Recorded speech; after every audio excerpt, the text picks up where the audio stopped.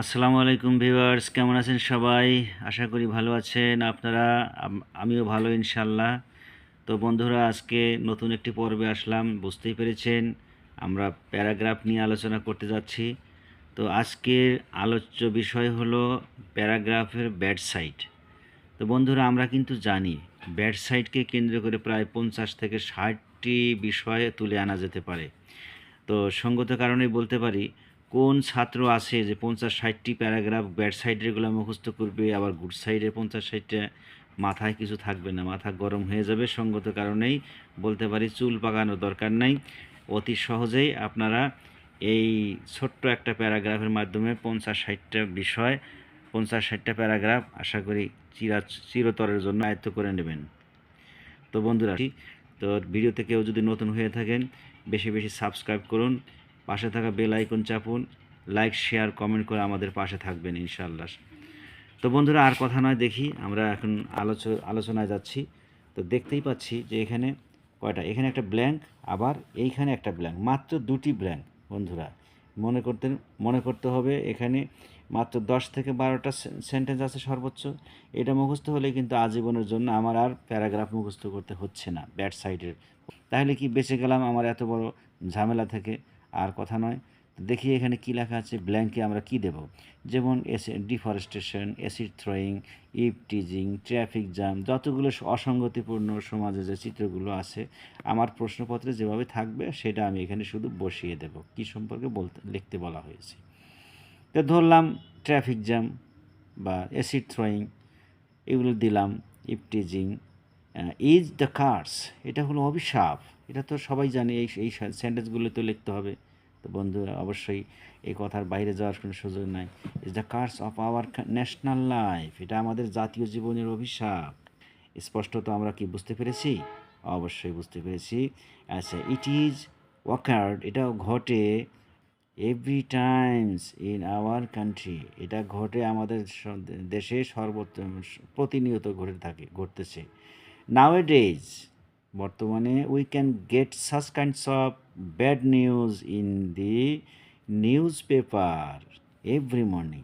দেখছেন, এই যে হার্মফুল যতগুলো কথা আছে, যত ক্ষতিকর কথাগুলো আছে, nowadays we can get such kinds of bad news in the newspaper every morning, আমরা এই ধরনের খারাপ সংবাদ প্রতিনিয়তই খবরের কাগজে পেয়ে থাকি।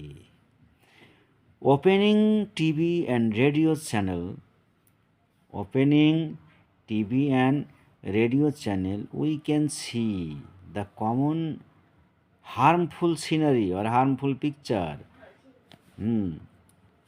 Picture scenery of our society. তাহলে কি আমরা প্রতিনিয়ত আমরা টেলিভিশন রেডিও খুললেই দেখতে পাই এই সমাজের এই ধরনের ক্ষতিকর চিত্রগুলো। ইট সিমস টু আজ, এতে করে মনে হয় আমাদের, দ্য হোল, এটা কিন্তু টি নয়, এটা L, WHOLE, the whole country is attracted by such kinds of social disease. এতে করে মনে হচ্ছে যে আমাদের পুরো দেশটাই আক্রান্ত হয়ে গেছে এই ধরনের সামাজিক ব্যাধিতে, সামাজিক রোগের দ্বারা কি আমাদের সব দেশটাই আক্রান্ত হয়ে গেছে। But it is a matter of so সরো, কিন্তু এটা অত্যন্ত দুঃখের বিষয় যে দ্যাট নো ওয়ান প্রোটেক্টেড, কেউ এটাকে বাধা দেয় না। এটা কি আমাদের চিত্র নয়? আমাদের বাস্তব চিত্র কিন্তু বন্ধুরা। আচ্ছা, বিকজ বাধা দেয় না, কারণ they because the naughty persons are powerful, কারণ খারাপ লোকেরাই শক্তিশালী। এটা কিন্তু আমাদের সমাজের চিত্র। দ্যাটস হোয়াই, যে কারণে, the whole country is going to be hell, তাতে করে মনে হচ্ছে আমাদের পুরো দেশটাই যেন নরকে পরিণত হচ্ছে, জাহান্নামে পরিণত হচ্ছে। ফর দিস রিজন, যে কারণে, দ্য গভর্নমেন্ট শুড মেক, কারণ সরকারের উচিত, আ ফোর্সফুল ল, একটি শক্তিশালী আইন তৈরি করা। সরকারের উচিত একটি শক্তিশালী আইন তৈরি করা অ্যাগেনস্ট এই যে বিষয়, ওইটার বিরুদ্ধে, ইফটিজিংয়ের বিরুদ্ধে একটি শক্তিশালী আইন তৈরি করা বা এরকম কিছু। কী জন্য তৈরি করবে আইন? টু পানিশ দি পারসন, ওই মানুষদেরকে শাস্তি দেওয়ার জন্য, অ্যান্ড ইলিগাল অথরিটি, ওই ধরনের অবৈধ সংঘর বিরুদ্ধে, ওই সংঘকে শাস্তি দেওয়ার জন্য। কারা?